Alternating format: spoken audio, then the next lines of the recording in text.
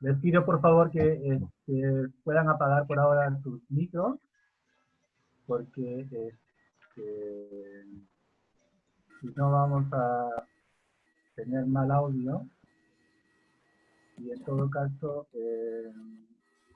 bueno, damos la bienvenida a todos, todas y todes a esta Escuela de Discipulado y Humanización.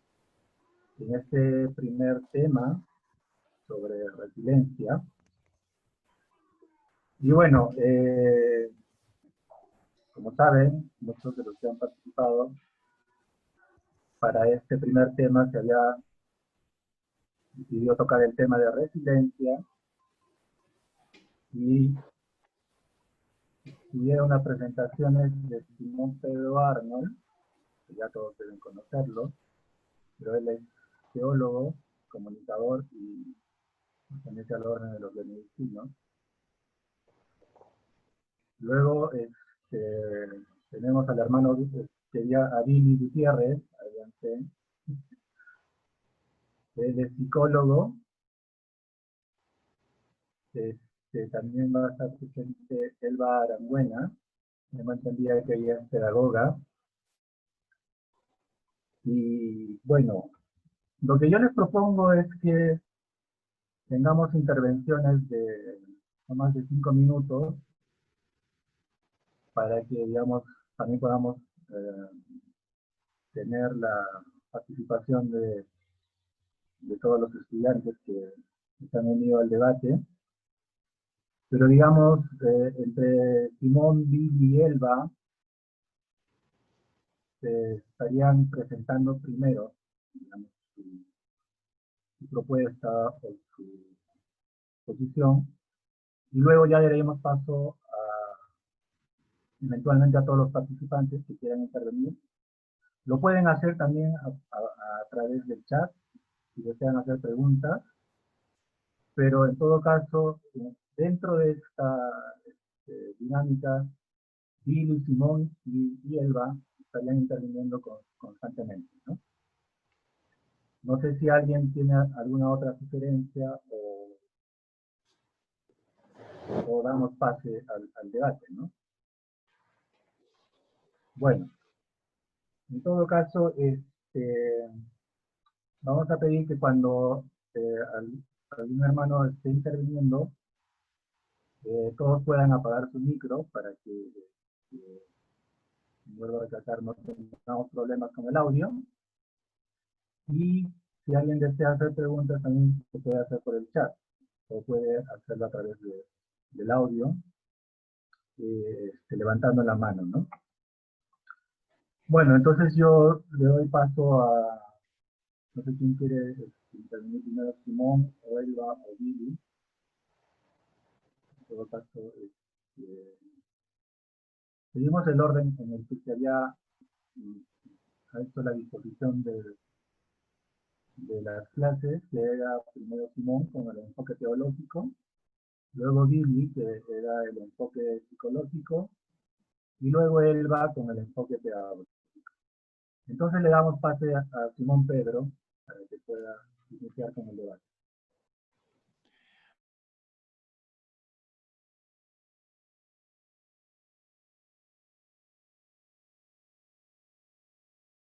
Los videos, los 3 videos, que no hay necesidad de repetir lo que se dicen en los videos, ¿no? Sino más bien quisiera arrancar con un primer debate que ha habido entre Billy, Elba y yo a propósito de la definición de resiliencia, primero, ¿no? Yo creo que la discusión que tuvimos en un primer momento, los 3 interventores es de qué cosa es la resiliencia, y yo la había definido como una capacidad de resistencia creativa, ¿no? Y sobre este punto de resistencia creo que nosotros empezamos a debatir, viendo que quizás este concepto de resistencia es insuficiente, pero había hablado de resistencia creativa, es decir, una capacidad que permite crear alternativa en situaciones adversas. Y mis amigos Billy y Elba han presentado varios casos, ejemplos de esta capacidad de crear alternativa en una situación adversa. Pero mi punto de vista como teólogo era decir de entrada que la fe no parte simplemente de una capacidad, no quiere decir que no tiene, o sea, que tenemos o no tenemos, esa es una cuestión de personalidades, de historia, ¿no? De carismas, pero la fe se sitúa en otro espacio, me parece que la pura resistencia creativa, ¿ya? Porque parte justamente de un a priori de convicción, ¿no? Que ya el reino está en camino, que ya está brotando un mundo nuevo o una nueva manera de hacer mundo, ¿sí? Y que esta afirmación, esta convicción hace que nos ponemos en oposición, no solamente en resistencia creando alternativa, sino en oposición. Hablé de la fe como rebeldía que conduce a la rebelión y que entonces el reino es una revolución, es algo de una transformación radical de la realidad, ¿ya?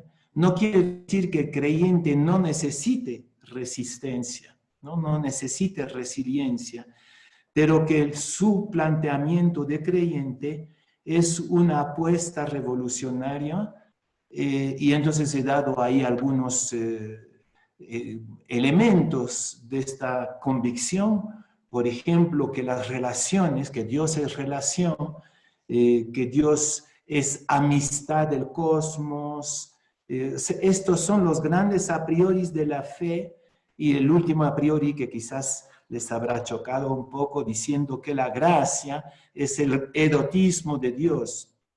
Es decir, que la gracia es este desborde de amor y de amistad a través de la humanidad y a través del cosmos entero que está ya transformando. Entonces, por una parte hay un ya que implica del creyente un no por un sí, es decir, porque está convencido por experiencia que el mundo, la nueva manera de ser mundo ya está en camino. Bueno, ese es más o menos por donde fui. Entonces creo que ahí donde no es que divergimos, sino que hay como diferencia de focalización, si quieren, es que la fe no es una capacidad, no es una capacidad, es una experiencia de orden místico e histórico a la vez que tiene consecuencia. Bueno, en grandes líneas un poco el planteamiento que les propuse. Quizás entonces sería interesante retomar la discusión sobre quizás una definición demasiado corta de resiliencia que yo di. Bueno, gracias, Simón. Le daríamos paso a Billy para que siga con el debate. No te escuchamos, Viri. En efecto, sí.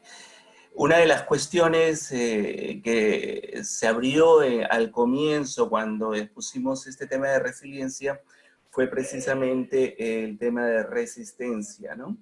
Efectivamente, pero a la psicología, sí es resistencia, pero también es una resistencia que me lleva a subvertir el orden, ¿no? Subvertir el orden de las cosas, resistir para, ¿no?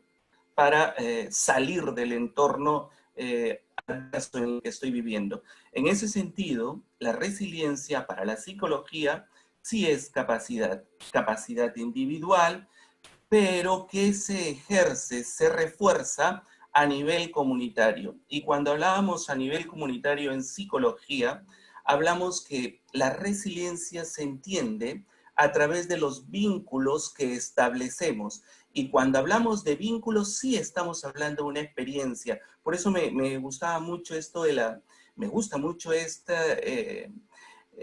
definición desde la teología que le está dando Simón Pedro a la resiliencia como esta resistencia creativa. Cuando él habla de resistencia creativa, está hablando de esta capacidad de vincularse, ¿no?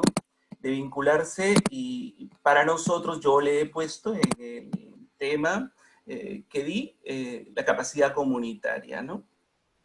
Porque después de todo, esta capacidad individual que tenemos de resistir, de doblegarnos ante situaciones adversas, no lo estoy haciendo, tengo conciencia de que no lo hago solo, ¿no? Sino que a pesar que esté aquí individualmente, conmigo traigo toda una carga histórica, pero traigo también toda una carga de contexto, que son mis vínculos con cuales me ayudan a salir adelante, ¿no? Por eso hablaba de las 3C al final, ¿no? Las 3C, que es control, ¿no? Autocontrol, que siempre hablamos en psicología, que debemos practicar el autocontrol, que ya de esto se ha debatido mucho, hemos hablado mucho ahí, ¿no? El control interno y externo, pero también de la capacidad vincular comunitaria y también de la capacidad de compromiso como una capacidad cognitiva, que seguro vamos a hablar en el debate posteriormente, ¿no? En ese sentido, comulgamos mucho con Simón Pedro, y la diferencia entre el abordaje de la teología y el abordaje de la psicología es que para nosotros en psicología la resiliencia sí es una capacidad humana que se basa en esta experiencia vincular y también en la capacidad cognitiva de cada sujeto de decidir cambiar las cosas, de decidir resistir y subvertir el orden que me está presionando, ocasionando, ¿no? Muy bien. Bien, gracias, Billy. Entonces, correspondería a Elba. Le damos paso para que pueda intervenir. Puedes prender el micro, Elba. Ok.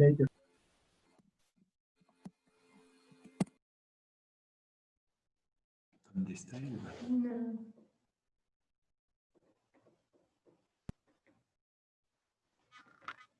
Hola, Elba. Tu audio está muy bajo, no te estamos escuchando. Quizás tienes que acercarte al micro. A ver ahora, Ahora Ya, sí. Perfecto. ya. Gracias. me he tenido que quitar eso. En educación, digo en el PPT que nos nutrimos de la psicología para los diferentes aspectos del proceso educativo. Y sí creemos que es una capacidad. Lo que no quiere decir que, por ejemplo, dentro del desarrollo de la resiliencia, juega un papel muy importante las convicciones que la persona tiene. Los ideales que tiene la persona pueden ser políticos, pueden ser de carácter sociológico, de apoyo a los demás, etc. Y para quienes creemos, pues la fe. Es la dimensión de la persona que ayuda muchísimo justamente a esta segunda parte de la, por decirlo de alguna manera, ¿no? En la resiliencia. Resistencia porque tomamos conciencia de nuestra dignidad. Entonces, una primera cosa que surge en el ser humano es la autodefensa, la protección, la autoprotección. Si me pasa algo, no voy a dejar que eso me dañe. Tengo que defenderme, tengo que resistir una situación adversa, una enfermedad, por ejemplo, ¿no? Entonces, una cosa es como un primer paso la resistencia. Si me quedo ahí, bueno, fue interesante, pero no pasó nada. En cambio, viene la segunda parte, que es cómo puedo salir adelante de esta situación, ¿no? Y ahí viene como un impulso personal que se alimenta también de lo que hemos dicho, la relación. O sea, si no hay vínculos, es muy difícil que la persona llegue a esta otra dimensión de decir, yo no quiero esto, basta, quiero cambiar, quiero mejorar, etc. De ahí la importancia que señalaba en el PPT, la importancia de desarrollar en los niños la capacidad de vincularse con otros, ¿no? Y esto a partir de la propia vinculación con su madre o quien haga las veces de los padres. Y si ha faltado esto durante los primeros años, señalamos que esto puede causar, por ejemplo, la soledad, el abandono, puede causar muchísimo daño en la persona, daños a veces irreversibles, y causa problemas de relación precisamente. Las personas que han sufrido esto sí van a resistir, es muy probable, pero van a estar siempre a la defensiva. No creen en la otra persona, es un agresor la otra persona, y por tanto muy difícil que se pueda reconstruir, que es lo que hace posible el vínculo. Hay una pregunta en el foro de alguien que dice, perdona, no recuerdo tu nombre, no sé si ya estás acá, pero dices, ¿cómo se hace en la familia para formar? Justamente es eso, ¿no? El vínculo con los niños, el vínculo con el adolescente, con la adolescente, prestarle atención, la comunicación, el ayudarle a descubrirse a esta persona como persona. Y este proceso es imposible lograrlo sin la relación con el otro. Por eso el vínculo es sumamente importante. Por eso estoy muy de acuerdo con los ejemplos que planteaba Billy. Y como señalé al principio, no es que esté en desacuerdo de lo que planteó Simón Pedro, sino que es una dimensión. Sí, pues la fe no es una capacidad, pero se asienta en estas capacidades. Yo no sé si puedes salir adelante sin estas capacidades por mucha fe que tengas, discúlpame, pero son elementos humanos que ya nos ha dado la naturaleza, nos ha dado Dios, que son justamente para esto. Entonces la fe es una dimensión muy importante de la persona, cualquiera que sea la fe, ¿no? Que va a dar los insumos necesarios para salir adelante. Por ejemplo, en la vida de este psicólogo Frank, que estuvo en el campo de concentración, qué cosas tan espantosas vivió, ¿no? Y salió adelante. ¿Cómo? Descubrió que podía ayudar a las otras personas, y eso hizo. Y mientras estuvo ahí, elaboraba mentalmente todos esos casos que se le presentaban y cómo solucionaba y cómo pudo guardar eso para después escribirlo, ¿no?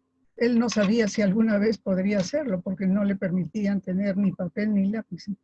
Entonces lo que podía, escribía en el suelo, en lo que podía, sobre todo utilizando su mente, pero lo que le ayudó fue su fe. Bueno, el Boris, como es, si me olvido del apellido, Cyrulnik, también nos cuenta su experiencia, ¿no? Tan dura. Y bueno, hay muchas otras personas, los ejemplos que ha puesto Billy y todos los otros ejemplos que conocemos. Entonces, la resistencia es un componente, pero la resiliencia no se queda ahí. El otro componente es la capacidad de recrearse. Ok, gracias, Elba. Bueno, entonces estaríamos viendo que la resiliencia como una capacidad humana, digamos, para la teología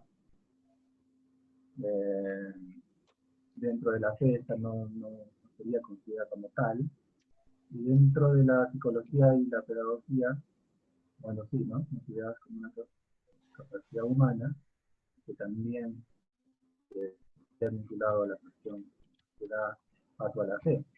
Bueno, en todo caso, podemos ahora dar paso a que los participantes puedan intervenir.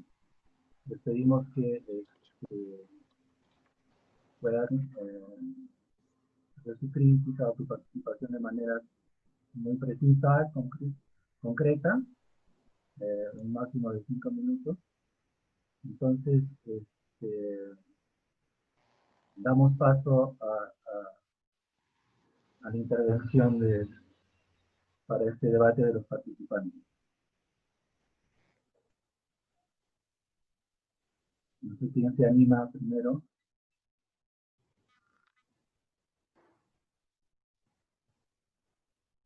Hermanita Evelyn.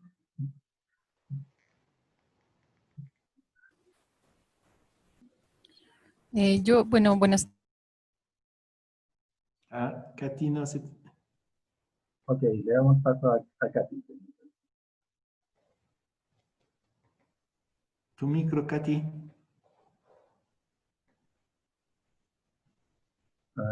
Katy, ¿no te escuchamos?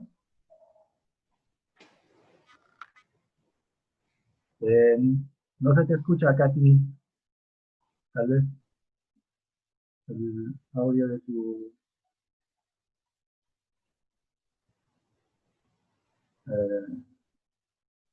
no te logramos escuchar. Debe haber alguna falla.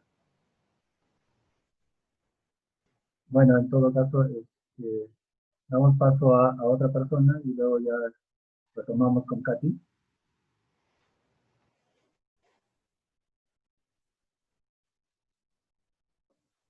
¿Puedo? Sí. Sí.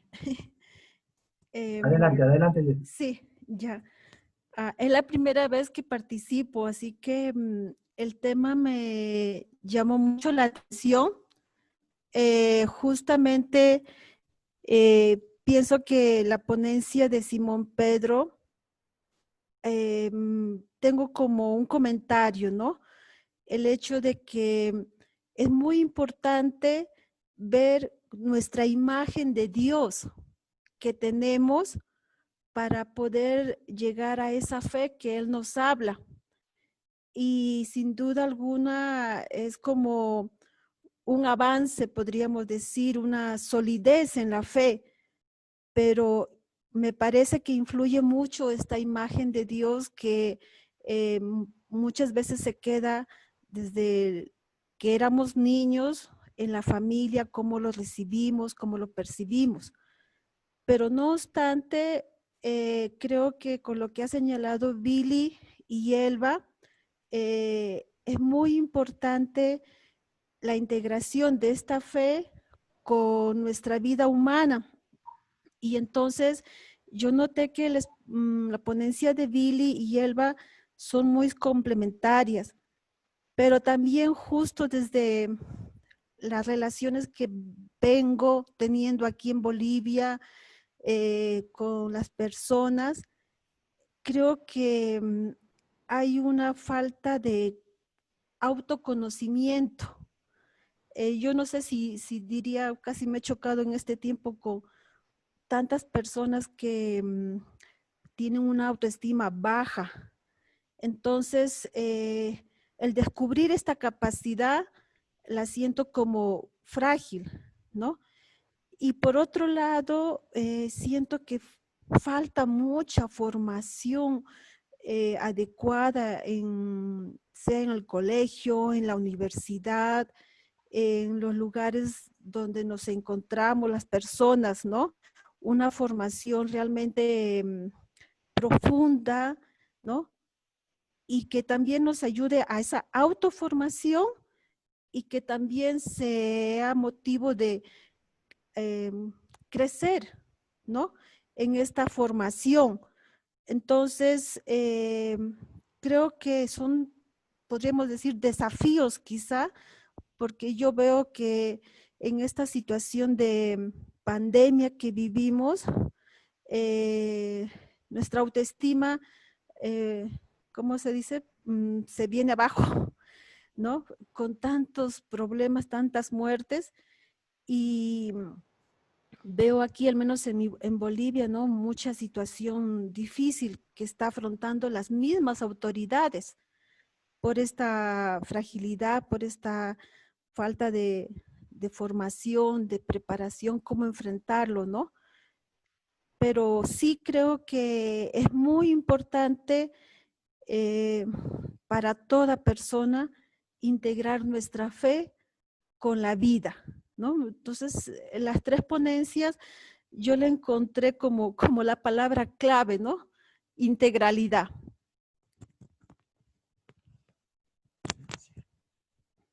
Ok, Jessica, muchas gracias.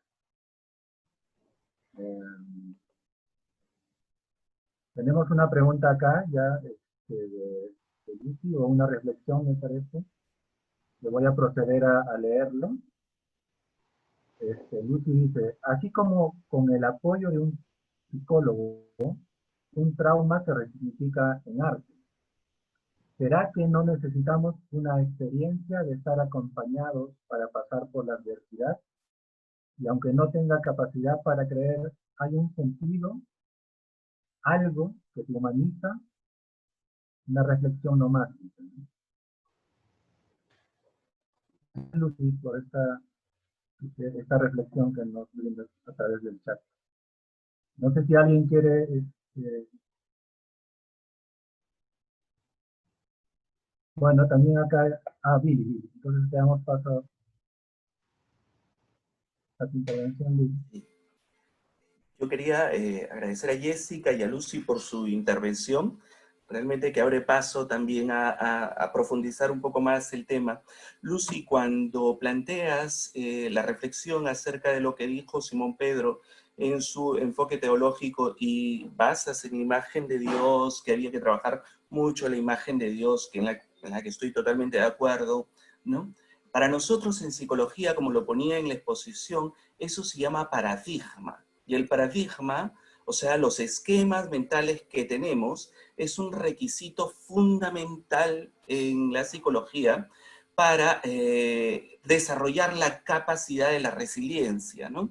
Y justo cuando hablábamos en la parte final, que hablaba de compromiso, entiéndase por compromiso en psicología, estamos hablando de la capacidad que tenemos cognitiva de decidir, de tomar decisiones. Y uno de los elementos psicológicos para tomar decisiones en la vida es el paradigma que yo tengo que cambiar frente a determinadas situaciones, frente a contextos. Entonces, efectivamente, si yo quiero resistir y subvertir en una experiencia que es aversiva a mí, tengo que cambiar. Desde mi experiencia de fe, por ejemplo, tengo que cambiar el paradigma y la imagen de Dios que me ayude a salir de esta situación adversa, ¿no? Y este paradigma tiene que ir acompañado de relaciones, decíamos, relaciones de trascendencia. Y cuando hablamos de relaciones de trascendencia, hablamos de vínculos con otras personas que también estén en este camino de romper los límites y que me ayuden a romper los límites en las que me encuentro en esta situación, ¿no? Por eso, en ese sentido, Lucy, lo que tú acabas de decir, que si en la resiliencia necesitamos estar acompañados o no, es una capacidad individual, efectivamente, pero recuerda que también hay una situación aquí vincular, algo que nos vincule con otros y con otras, ¿no? El acompañamiento es vital, ¿no? Es vital para desarrollar esta capacidad de resiliencia. Si no nos sentimos acompañados, apoyados, y este acompañamiento no solamente tiene que ver con el lenguaje, quizás sea un acompañamiento mudo o un acompañamiento de presencia, pero finalmente son unos vínculos que me ayudan a salir de situaciones adversas, ¿no? Eso quería decirlo. Muchas gracias, Lucy, muchas gracias, Jessica. Para prolongar quizás un poco estoy totalmente de acuerdo con lo que acaba de decir Billy. Pienso que la imagen de Dios justamente puede ser dramática, como decía Jessica, ¿no? En este momento, por ejemplo, si manejamos una imagen de castigo o de demonios, ¿no? O sea, que de la intervención demoníaca, entonces destruimos la poca capacidad que tenemos eventualmente de resistir. Yo creo que la baja autoestima de la que tú hablas viene de una imagen perversa y de Dios y de todo lo religioso. Y por eso dije que la fe primero hice una distinción entre creencias religiosas que pueden en un momento ayudar a aguantar, ni siquiera a resistir, a aguantar, lo que no es lo mismo, ¿no?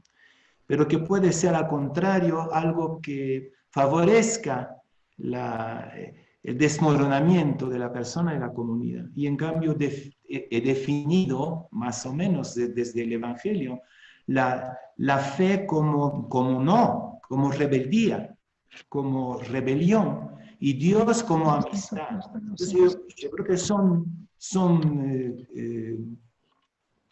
palabras diferentes, pero que finalmente convergen exactamente en lo que se está compartiendo acá. Entonces, cómo romper el paradigma religioso de las creencias para entrar en otro paradigma que es el de la rebelión.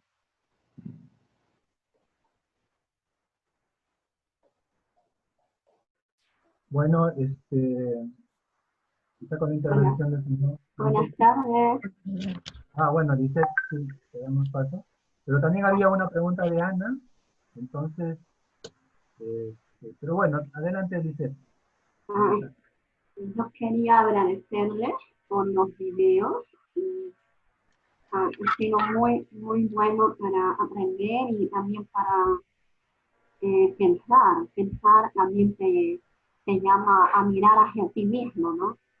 Y crecer.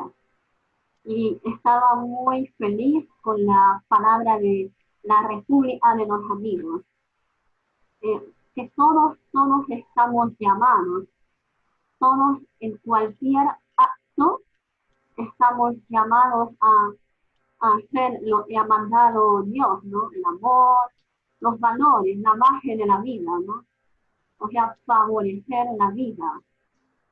Eso me ha despertado en el video del hermano Simón. Cada día me levanto y digo, ¿no? Ahora yo puedo contribuir con la República de los Amigos.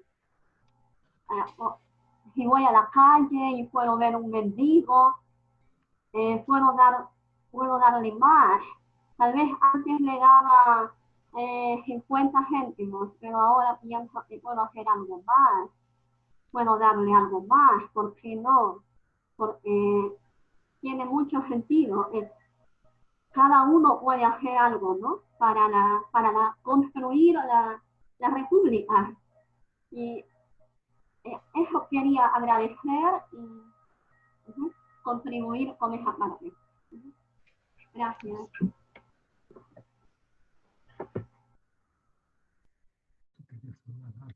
Sí. Yo quería decir algo respecto a lo de la autoestima, ¿no? Es muy importante la autoestima para el desarrollo personal. Y esto es lo que se trabaja, por ejemplo, en la educación, especialmente los niños pequeños, ¿no? Bueno, en realidad necesitamos a lo largo de toda nuestra vida este vínculo, pero este vínculo que te hace sentir bien. Es decir, aquel vínculo que es como una condición, como un apoyo para descubrir tu propia humanidad y desarrollarla plenamente. Cuando digo descubrir tu propia humanidad, te descubres como tú, pero con el otro. Ese descubrimiento es muy importante porque si no somos grandes individualistas, egoístas. Por eso, por ejemplo, hay toda una corriente de llamar la autoestima positiva, ¿no? La autoestima es una, pero Yo recuerdo que eso lo discutimos mucho cuando estaba de profesora. Y sí, claro, porque en realidad se ha distorsionado esta autoestima para hacerte creer que eres la última Coca-Cola del desierto. Y entonces los niños, claro, se empoderan, pero maltratan a los otros compañeros, ¿no? Y eso no es lo que se quiere, eso no es autoestima. Eso es abuso, es una conducta tremendamente egoísta. Y es inconcebible la autoestima sin reconocerte a alguien más con otro. Eso es muy importante. Y es curioso, comparto una pequeña experiencia. Yo cuando estuve en España me asignaron niños de 4 años y medio y 5. No era mi opción en el campo de la educación, pero esto o lo hacía o lo hacía. Entonces, recuerdo en el aula, los niños pequeños llevan sus materiales y había un punto importante en la educación, es enseñarles a compartir sus cosas, ¿no? Entonces teníamos el rincón de las tijeras, el rincón de los lápices, el rincón de tal, de los juguetes, etc. Y algún niño o niña decía, no, esto es mío, mi mamá me ha dicho que es mío y no lo suelto, ¿no? Entonces había que explicarle bonito que todos íbamos a cuidar las tijeras de todos, etc. Por ejemplo, entonces, con este tipo de límites, vamos trabajando lo que es la presencia del otro, ¿no? Y es normal que los niños al ir a los primeros años escolares pues se encuentren con este mundo desconocido, si son realmente emperadores y reyes en sus casos, porque además así los llamamos, las mamás, mi reina, mi rey, mi príncipe, mi princesa.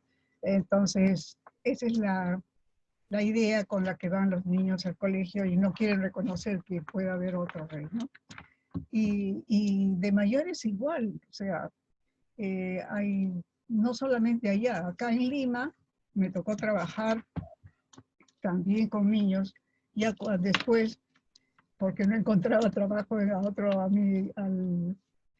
en secundaria, entonces empecé a trabajar con estos niños, igual, o sea, no era porque tenía muchas riquezas ni cosas. Los niños allá en España sí tenían recursos. En este caso, eran niños sumamente pobres, pero la conducta fue la misma. O sea, no había llevado su lápiz, ya, no quiso soltar el niño su lápiz porque no era suyo y no lo podía prestar. Pero se añadió un elemento importante que yo aprendí.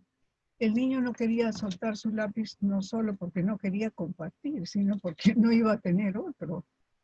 Así de simple, ¿no? Pero igual, o sea, no ibas a tener otro. Digo, sí, pero vas a tener 30, porque los 30 lápices de los niños van a ser tuyos. En fin, entonces no es tan fácil trabajar la autoestima como reconociéndote tú valioso, pero al mismo tiempo reconociendo al otro, ¿no? Por eso es muy difícil que alguien pueda ser resiliente en la soledad. Y la soledad no solo es de niños abandonados, es de adultos. Hay parejas donde uno de ellos vive en soledad, ¿no? Y Yo de creo que vamos a dar es paso. peor. Elga, disculpa, tenemos muchas preguntas. Vamos a dar paso a leer acá por el chat. Ana nos dice, a mí me pareció una oportunidad muy interesante poder participar de esta escucha de los videos. Abren dimensiones inmensas, la creatividad y la valoración de lo que somos como personas, como creyentes, como sociedad. Me gustaría que pudiéramos profundizar en lo que Simón Pedro decía acerca del reino como una transformación radical. ¿Cómo hacer un itinerario para el crecimiento en una imagen de reino que lleve a esta transformación? Pues no sé si alguien quiere, Simón, no sé si... Pero de nuevo, ¿no? Creo que hay que abrir el debate a todos, ¿no? Pero no soy quien tengo que responder, pero más bien quisiera descartar visiones de reino que no permiten esa transformación. Si el reino lo vemos como un mundo, otro mundo, es decir, un mundo en el cielo o en otro planeta, hay una visión de lo que nosotros teólogos llamamos la escatología, es decir, el futuro, la esperanza, etcétera, es una visión, puede ser una visión que nos desconecta de la realidad y nos proyecta en una fantasía. Si el reino es una fantasía idealista, es perversa de nuevo, ¿no? Entonces, yo creo que hay que reconectar el reino con lo que decía Jesús, está en medio de nosotros, el reino somos nosotros. Somos este pueblo, esta comunidad, esta república de amigos, como decía, que por experiencia interior y espiritual saben que el mundo ya es otro. Me atreví a decir, quizá era un poco ingenuo, que el mal solamente es una apariencia, ¿no? Una ilusión. Y que lo que verdaderamente está en germen dentro del único mundo, de la única realidad, ¿no? No hay una realidad divina, hay una realidad humana, una realidad espiritual y una realidad carnal. Hay una sola realidad y de nosotros, de nuestros vínculos de nuevo, depende que vaya floreciendo esto que está germinando ya. Es el ya. Y el todavía no del reino, como se suele decir, depende de nosotros. Pero para eso, de nuevo, hay que desenchufar la visión de un reino idealista, utópico, que no tiene nada que ver con la única realidad que es a la vez material, espiritual, histórica, utópica, todo a la vez. Bueno, pero sí, a mí me parece que el tema que está aquí latente no es tanto definir la resiliencia, sino cómo la podemos utilizar en este momento, juntos, para realmente inaugurar algo diferente. Entonces tu pregunta es fundamental. Ok, me dicen que Rolando levantó la mano 2 veces y yo creo que le damos paso a Rolando y luego... Muchas gracias. Muy buenas tardes para los 3 expositores. Me parece importante la temática y me gustaría saber qué tan importante es la influencia del contexto en el que vivimos, porque sabemos que hay en la fe una cosa tradicional definida de cómo se transmite, y dentro de la sociedad una estructura en la que estamos viviendo, y dentro de la educación hay una forma de transmisión. Eso seguramente hay aspectos que hay que aprovechar y aspectos que había que cambiar y que transformar. Y me animo a preguntarles, ¿cuál sería el itinerario? ¿Cuáles serían los aspectos? ¿O cuáles serían las cosas primarias que habría que ir trabajando en esta situación? Ok, Rolando. Lili, me parece que quería... Bien, quiero agradecerles a Ana, Lisette, a Rolando por esta segunda rueda de reflexión y preguntas, ¿no?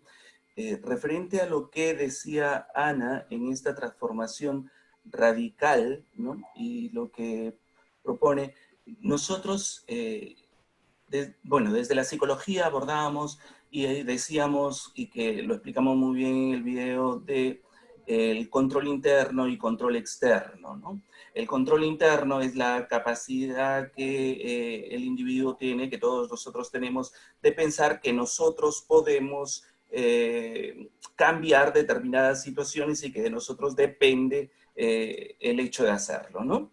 El control externo es cuando no nos quedamos quietos y pensamos que los que tienen que cambiar la situación son los de afuera, las autoridades, y pensamos que todo depende de afuera. Bueno, en esta situación, cuando hablas de una transformación radical, esto puede ser este control interno que nosotros tenemos y manejamos, en la que nosotros nos creemos que podemos cambiar las cosas, puede ser altamente manipulado. Y lo decía en mi video, pero lo dije de pasada, y ahorita sí lo quiero profundizar.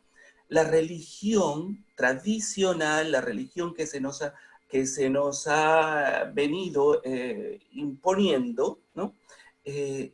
Sí ha hecho mucho énfasis en manipular este control interno a tal punto de hacernos sentir como, por ejemplo, cuando se pone el énfasis en que somos seres humanos pecaminosos, que hemos nacido del pecado y al pecado vamos, y que por eso necesitamos confesarnos diariamente, si podemos confesarnos cada semana mejor. Lo que se está haciendo en ese momento, en esas instrucciones, es destruir este locus de control interno.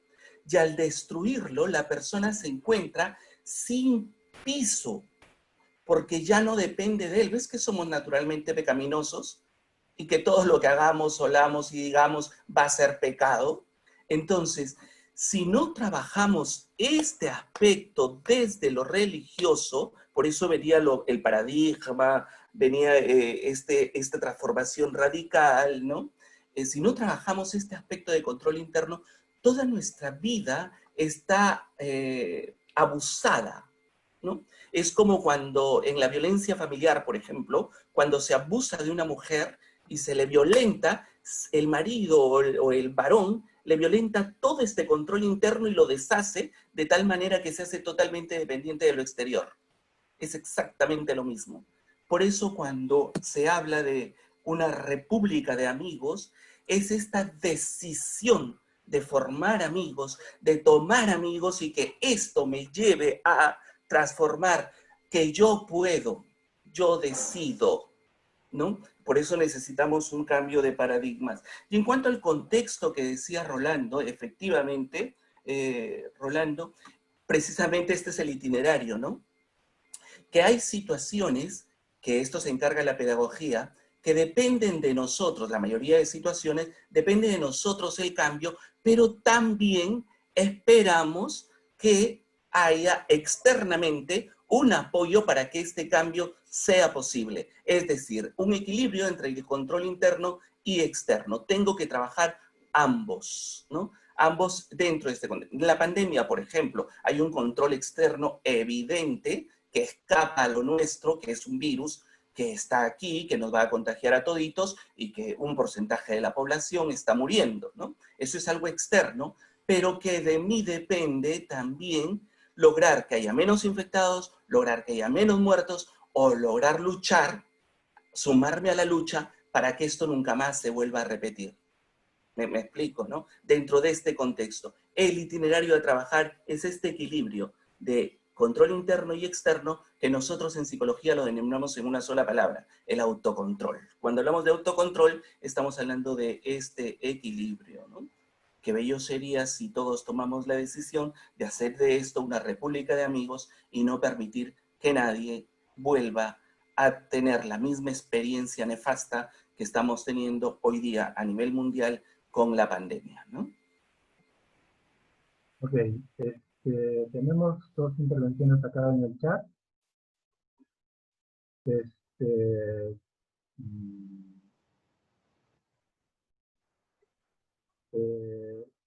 A ver, vamos a proceder con dos, quizás juntamos dos. Elba Nasha dice, hermanos, si una persona de niño no ha tenido alguna persona referente de vínculos, de adulto podrá ser resiliente. Cristina nos dice, ¿es posible ser resiliente si se carece del locus de control externo o de vínculo de ambos? Marcela nos dice, sí, la importancia de brindar educación emocional desde los primeros años es importante como parte del sistema educativo. Quizá acá damos paso a que alguien pueda hacer comentario de estas reflexiones o estas preguntas también que hicieron.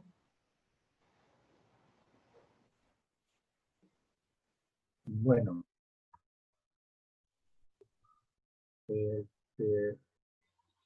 también acá está la pregunta, el comentario de Francisco.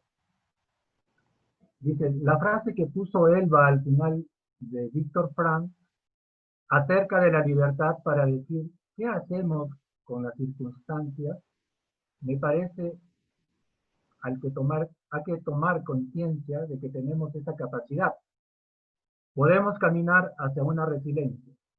También me parece que aquello que vemos como lo que nos trasciende, Dios, nuestros hijos, la sociedad, otro, nos quita de nosotros mismos, de una visión egocéntrica y nos saca a ver lo otro, quizás más objetivamente, y darnos la posibilidad de decidirnos a hacer algo que produzca el cambio. Tomar un compromiso por realizar un cambio, tanto en mí como como en otro.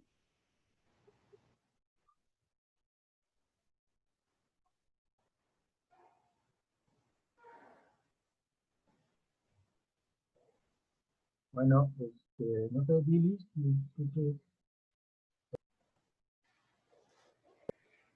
o Simón Pedro, o Elba.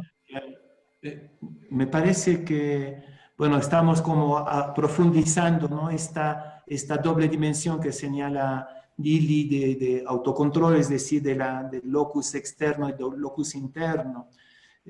Sí, me parece claro que sin el otro y sin una formación, sin una educación a la verdadera imagen de uno mismo, no hay posibilidad de resiliencia, pero de ahí mi insistencia es en que hay algo más que una capacidad, ¿no?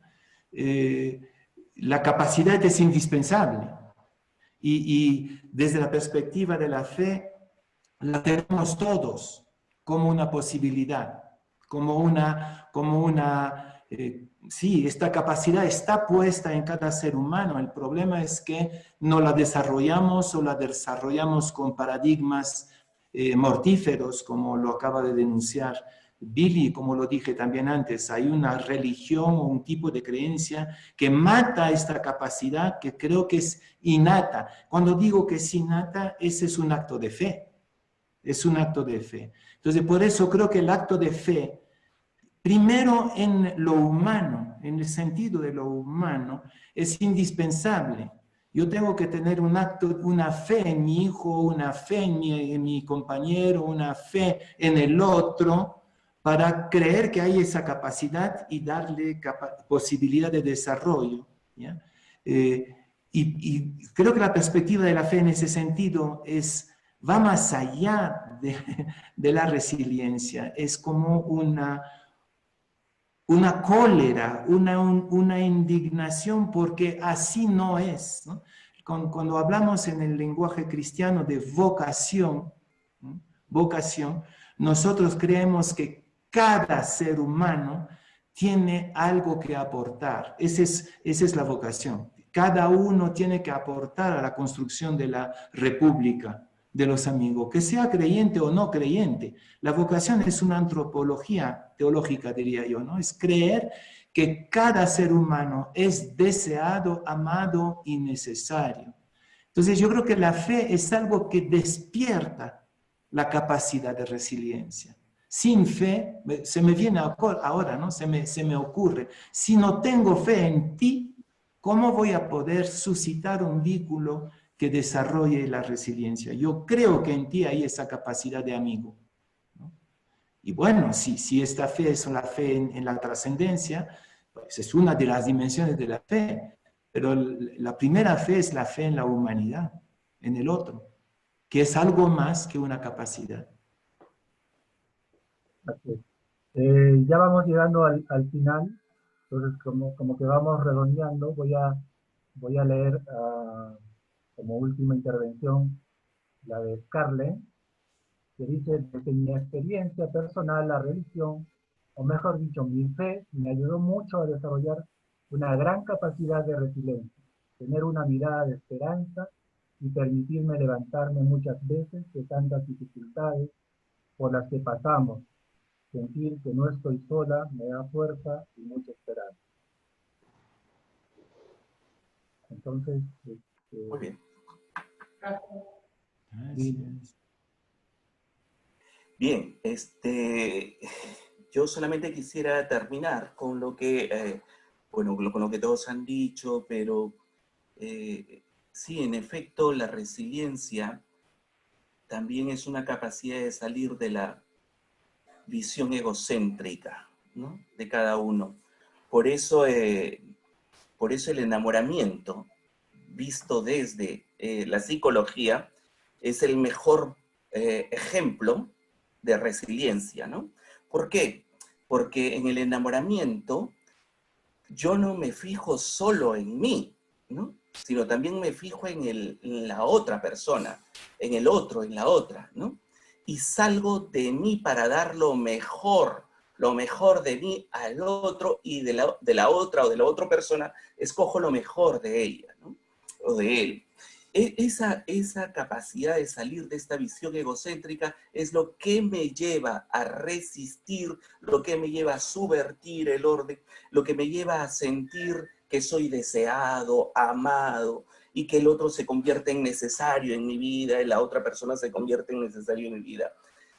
Sin esta capacidad o sin esta experiencia de enamoramiento, es bien difícil una espiritualidad, pero también es bien difícil ser resiliente, ¿no? Pero también es dificilísimo practicar una religión que me ayude a transformar a mí mismo y a transformar mi entorno de situaciones que son aversivas, si no estoy completamente enamorado, salido de mí mismo para transformar, sabiendo lo que yo puedo aportar y lo que puedo acoger de los otros y de las otras para salir adelante, ¿no? Eso es lo que llamamos en realidad, de todo lo que hemos hablado en psicología, a través de la resiliencia, ¿no? Y lo que nos invita también a realizar un cambio con otros y con otras, y a tomar esa decisión, ¿no? Eso bueno, exactamente, que tú acabas de decir, es exactamente lo que llamé el erotismo de Dios. Es eso, el salir al encuentro del otro. bueno, ya se aclaró lo de erotismo. En todo caso, finalmente le damos paso a Rafael, que había levantado la mano, y ya con esto daríamos por concluido, y bueno, vamos a hacer la invitación para el segundo tema de la escuela. Rafael, adelante. Hola, hola con todos, con todas. Yo no sé si me equivoco, pero lo entiendo así, ¿no?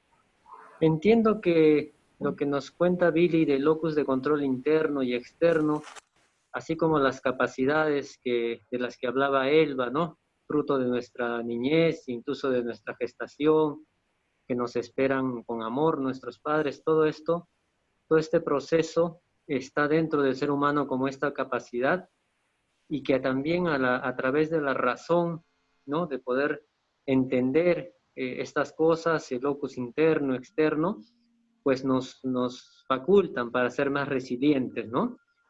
Me daba cuenta también que en el locus de control externo, así como puede ser una amenaza, como esta pandemia, también podría ser unos aspectos favorables, ¿no? Si tuviéramos buenas autoridades, un buen sistema de salud, todas estas variables externas también nos darían confianza y garantía de que estamos en buenas manos, o viceversa, ¿no? De ahí la importancia del ejercicio ciudadano también para ayudar a los demás que tengan este locus de control externo garantizado, favorable, con armonía, con fraternidad, una sociedad fraterna, equitativa, ¿no? También ayudaría a que las personas podamos tener un mejor locus de control externo. Y para terminar solamente, más bien, siento que la fe está más allá, ¿no? La fe está más allá de la razón, de la capacidad propia del ser humano que ha podido tener o desarrollar. He pasado unos momentos muy difíciles estas últimas 2 semanas, Y sin embargo llegó un punto donde ya mi capacidad humana no tenía más dónde ir. Y en ese momento pude decir a través de la fe, bueno, me entrego a ti. Tú verás, Señor, guíanos y estamos en tus manos. Pero esa apuesta es una apuesta de esperanza que creo que es la fe. O sea, la fe la veo como una dimensión espiritual, no necesariamente dentro de una religión, o sí, si la religión nos ayuda en esto, en buena hora, sea cual sea, pero esa dimensión espiritual del ser humano que sí nos permite creer sin ver, confiar y abandonarse en algo que es superior y en una dimensión que es trascendente. Y ahí creo que ya estamos hablando de la fe y de lo que nos ha hablado Simón Pedro, que es esta dimensión espiritual que todo ser humano tiene y que también nos faculta y nos ayuda a ser más resilientes. Bueno, gracias. Gracias, Rafael. Gracias. Bueno, hay una última intervención, en todo caso la voy a leer así rapidito nomás. Dice Ale, si el hombre se siente amado por Dios, amado en el vientre, como se dijo en el video de Elba, si es recibido con amor, eso lo hará resiliente y podrá ayudar en la república de amigos a que los demás se sientan amados. Un hombre tiene todo el camino de la vida para ser rescatado por el amor. Esa también es la misión del educador. Bueno, queridos amigos, amigas, amigues, estamos muy agradecidos por esta primera experiencia del debate. Estamos iniciando con esta dinámica, con esta metodología, y vemos que vamos por buen camino, así que los invitamos a todos, para el segundo tema que se va a hacer, o se va a tratar el tema del racismo, y entonces ya se tiene contactado a las personas que van a acompañarnos como ponentes. María Julia Ardito va a tratar el tema de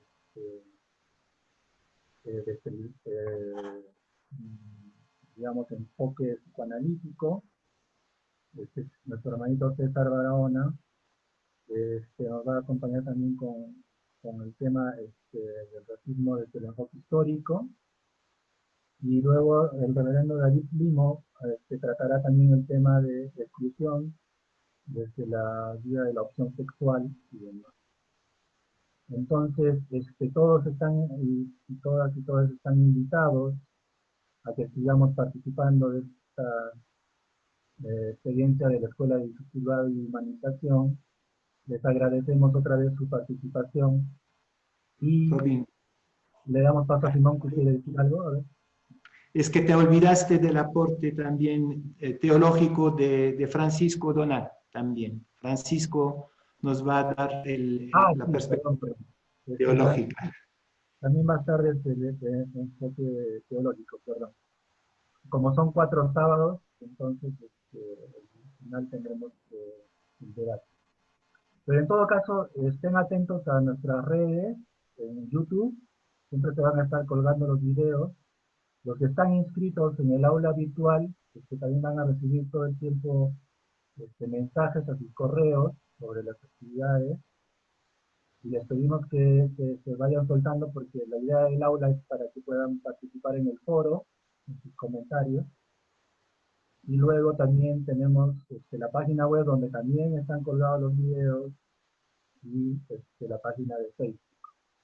Así que muchas gracias y hasta una próxima. Gracias. Gracias. Robin, gracias. Muchas gracias. Muchas gracias. Gracias, saludos a todos. Gracias. Gracias. Gracias.